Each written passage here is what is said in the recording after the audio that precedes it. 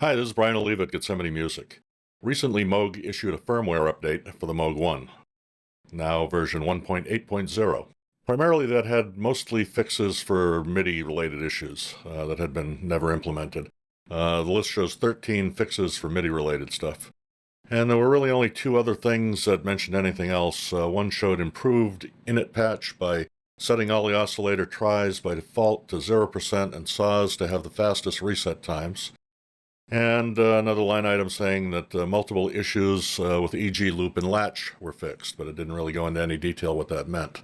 A few people now, since it's been installed by several people, have reported some issues. One user has still mentioned that he's still getting drift when syncing delays. They're not perfectly syncing with the internal MIDI clock and the ARPs, and that's still causing him problems.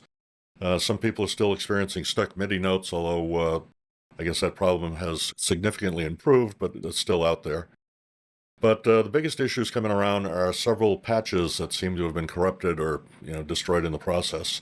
Early on, there was a firmware update that did affect several patches when they changed the way gain staging was done and kind of reset a few of the defaults. That affected some patches that didn't have specific direction for them. The old patch Sergio, for instance, had a lot of the effects or the VCA set to 0, so that basically caused 2 out of the 3 voices to disappear. Now that could be fixed by changing them, but if you've got thousands of presets and they start going bonkers, you can't really expect to go through all of them and try to figure out what changed to try to fix it. It's a huge job. Anyway, one of the sound sets that seemed to be most affected was several sets by Matt or Maney, and I'm going to focus on those just to show a couple of examples as to what's been going on. I basically tried 3 things with each of the patches I'm about to show you. The first, still with firmware 1.5, is how they sounded originally. Then I'm switching over to firmware 1.8 and showing you what they sound after the software update. I also tried creating a new user space, which is generally pretty much recommended anytime you have a firmware update. So the new factory user space was created, and I reloaded the patches into that. But there weren't really any changes from when I had them in the old 1.5 user space. So I didn't bother including the third ones because they'd sound just like the regular 1.8s anyway. So I'm going to go through these now and basically compare back and forth between 1.5 and 1.8 so you can hear the difference. Not all of the ones I picked seemed to be affected, but the ones that were affected were hit pretty hard. So I believe Moog is aware of the issues that have been coming up, and Matt's working with them to try to figure out what happened specifically with his. And if we get any good news, we'll report that at a later date. So here we go with the comparison.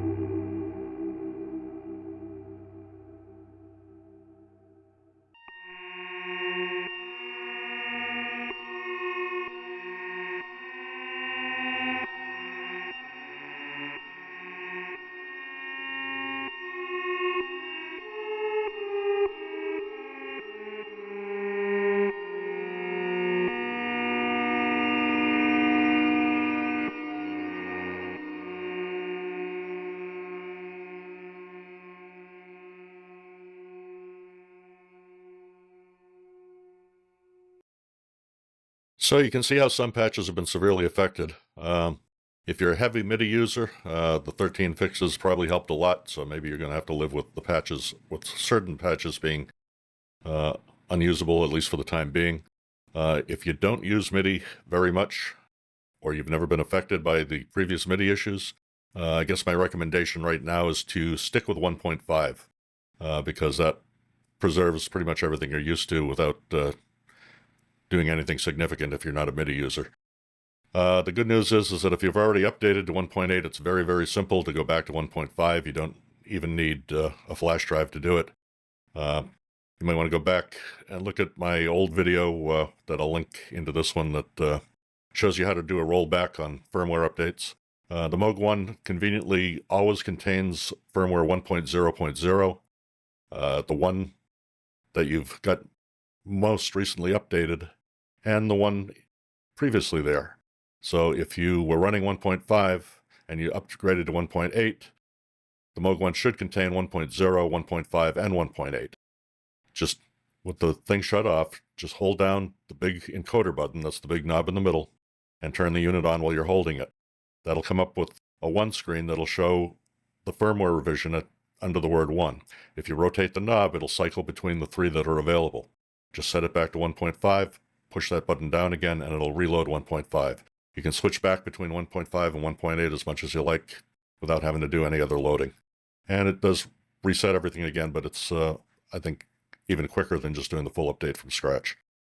Anyway, that's all I've got for now. Stay tuned, and if we get any good news, we'll be back.